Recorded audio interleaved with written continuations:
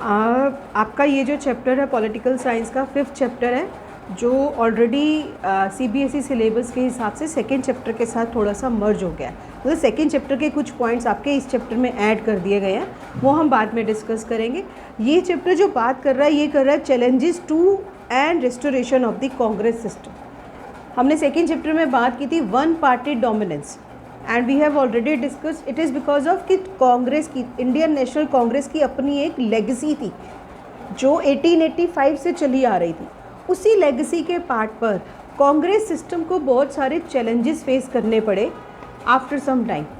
तो इस particular chapter में वो पार्ट्स आपके साथ डिस्कस किए गए हैं कि कौन कौन से चैलेंजेस थे, किस किस तरीके की कंडीशंस थी जिससे कांग्रेस का सिस्टम थोड़ा शटर हो रहा था। आप लोग जब हिस्ट्री पढ़ते हैं तो हिस्ट्री में हम एक चीज़ पढ़ते हैं कि किसी भी चीज़ का पर्टिकुलर डिक्लाइन नहीं आता, ट्रांसफॉर्मेशन आती है, ट्रांजिशन आता है, कंटिन्यूएशन आता है। तो यहाँ पर भी अगर आप देखें तो वन पार्टी डोमिनेंस में कांग्रेस सिस्टम के जाने और फिर वापस आने को एक्सप्लेन किया गया है। It means there is some continuity in that particular phase, that period. जब ये प्रॉब्लम्स आ रही हैं 1960s के बाद, तो इसको क्या बोला जा रहा है, it was like a political earthquake और a period of some stagnation. क्योंकि इंडिपेंडेंस के बाद इट वाज नेहरू जो सामने एक इम्पॉर्टेंट फिगर के जैसे आ रहे हैं, and who is taking care of the political, diplomatic and external relations of the India. तो अब क्या होगा और कैसे होगा, ये प्रॉब्लम्स इसमें डिस्कस की गई है। ठीक है, फर्स्ट टॉपिक आपका बात कर रहा है challenges of political succession. It is about Nehru. 1964 में नेहरू की डेथ हो जाती है। 1947 से वो प्राइम मिनिस्टर बने हुए हैं, 64 में ही एक्सपायर्ड। तो वटावर जब कोई एक पॉलिटिकल फिगर की बात नहीं है, जनरली भी अगर हमारी लाइफ में कोई इंसान चला जाता है तो एक क्वेश्चन मार्क आ जाता है, वो नाउ व्हाट एंड हाउ। सो ये तो पूरे देश को संभालने की बात थी। तो नेहरू के बाद कौन आएगा, कैसे आएगा और कैसे होगा। So it was the big decision at that time. तो नेहरू के बाद नेहरू और उसके बाद जो आने के पीरियड को था, वो बेसिकली उस पीरियड को बोला गया है, यहाँ पर लिखा हुआ है 60s were labelled as the table of dangerous decade. It is not only the death of Nehru, it is not only the death of another prime minister, it is also the period of Chinese attack.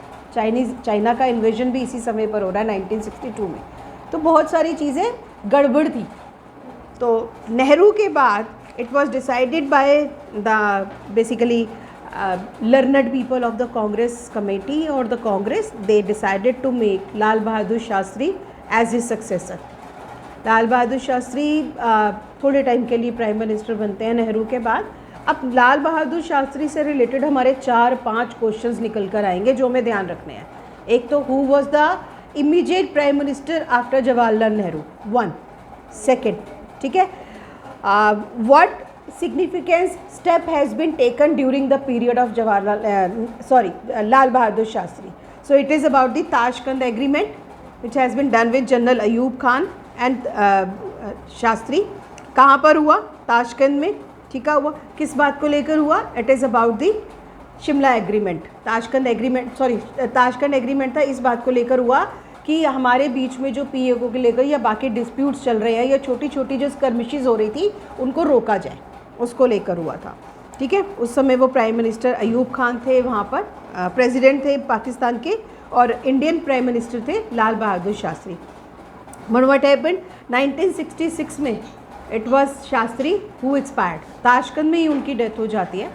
Now again the big question coming into the political figure scenario, that what after Shastri and who after Shastri. Again this question arises. Now it's a big deal. Every political leader of the National Congress was good, experienced, learned. But एक legacy की बात जब आती है तो उन्हीं की philosophy को या उन्हीं के तरीके को किस तरह से कौन आगे लेकर आएगा, यहाँ पर एक क्वेश्चन उठकर आ रहा था। So that time it was decided by the member of parliaments, और जो भी थे उन्होंने इंदिरा गांधी जो जवाहरलाल नेहरू की डॉटर थी उनका नाम रिकमेंड किया गया। तो it was a big question, Indira Gandhi she was not too much experienced, जबकि वो उस समय पर एक्सटर्नल अफेयर्स मिनिस्टर थी इंफॉर्मेशन की। और लेकिन दूसरी तरफ कुछ कांग्रेस लीडर्स जो थे उन्होंने क्वेश्चन उठाया कि it is better to make Morarji Desai as a prime minister. Morarji Desai जो थे वो इंदिरा गांधी से ज़्यादा लर्नड भी थे, एक्सपीरियंस्ड भी थे, और नेशनल मूवमेंट से निकल कर आए थे। तो एक जिसे कहते हैं ना, अगर बोल एक्सपीरियंस के लिए हमारे हिंदी में बोल देते पका हुआ आम, मतलब धूप में बाल सफ़ेद नहीं हुए, कुछ भी। आपको सिर्फ पॉलिटिकल हिस्ट्री को भी समझना पड़ता है, क्योंकि जब उसमें से क्वेश्चंस निकल कर आ रहे हैं ना, वो आपको घुमा के आ रहे हैं। तो अगर आपको पता होगा कि पॉलिटिकल डेंजरस डिकेड क्यों बोला जा रहा है, तो may be they will give you, it is about the death of Nehru, it is about the death of Shastri, it is about the prime ministership of Indira और ऑल द अबव। तो ये तीनों आ जाएंगे, ठीक है। तो ये वाला क्वेश्चन इंपॉर्टेंट हो जाएगा। तो इंदिरा गांधी जो है वो पीसफुल ट्रांजिशन के थ्रू पीएमशिप ले लेती हैं।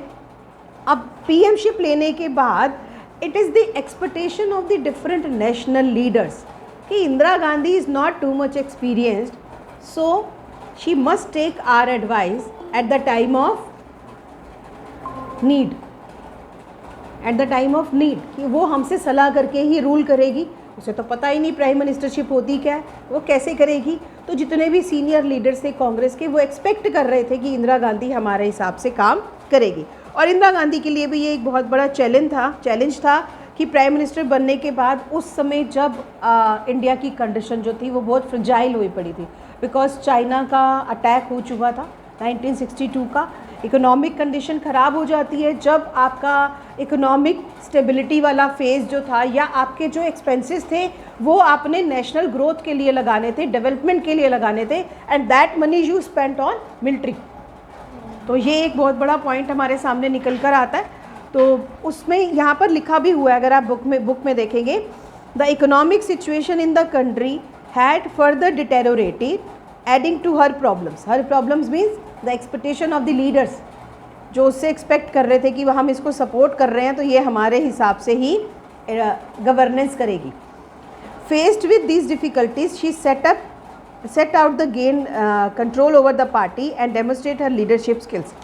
नेक्स्ट मतलब इलेक्शंस तक आते आते 67 में जब इलेक्शंस आ रहे हैं, तो जनरल 4th इलेक्शन थे ये, और इन इलेक्शंस के टाइम पर इंदिरा गांधी ने किस तरीके से अपने आप को सेट किया या अपने आप को प्रूव किया, मैं ये कहूँगी, वो हमें इस फेज़ में दिखाया गया है।